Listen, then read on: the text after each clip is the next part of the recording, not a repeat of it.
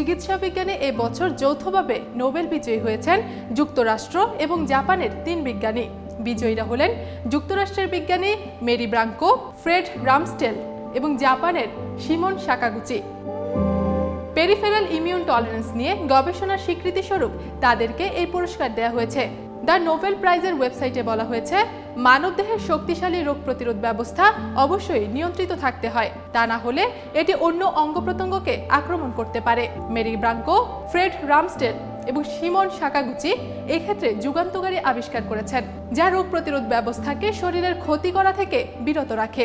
তাদের এই আবিষ্কার এক নতুন গবেষণার ক্ষেত্রের ভিত্তি স্থাপন করেছে এবং ক্যান্সার ও অটো ইমিউন রোগের মতো অসুখের নতুন চিকিৎসা উদ্ভাবনের পথ খুলে দিয়েছে। পেরিফেরাল ইমিউন টলারেন্স হলো রোগ প্রতিরোধ বা ইমিউন সিস্টেমের একটি প্রক্রিয়া। এই প্রক্রিয়ার মাধ্যমে শরীরের সেলফ অ্যান্টিজেন্স এবং ক্ষতিকারক নয় এমন বহিরাগত উপাদানের বিরুদ্ধে অনাকাঙ্ক্ষিত বা অতিরিক্ত প্রতিরোধমূলক প্রতিক্রিয়া সৃষ্টি হওয়ার রোধ করা হয়।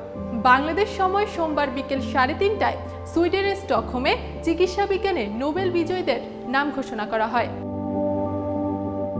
মেরি ব্রাঙ্কো যুক্তরাষ্ট্রের সিয়াটলের ইনস্টিটিউট ফর সিস্টেম বায়োলজির senior program manager, Fred Ramsdell San ফ্রান্সিসকোর সোনোমা বায়োথেরাপিউটিক্স এর বিজ্ঞানের উপদেষ্টা এবং শিমন সাকাগুচি জাপানের ওসাকা ইউনিভার্সিটির ইমিউনোলজি ফ্রন্টিয়ার রিসার্চ সেন্টারের অধ্যাপক।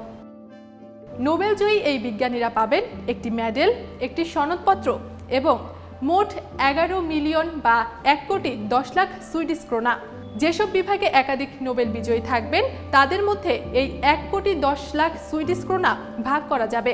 বর্তমান বাজারে এর মান প্রায় 12 লাখ মার্কিন ডলার, বাংলাদেশি মুদ্রায় প্রায় 14,61,00,000 টাকা। প্রতি বছর চিকিৎসা বিজ্ঞানে নোবেল ঘোষণা করে সুইডেনের স্টকহোমের ক্যারোলিনস্কা ইনস্টিটিউট।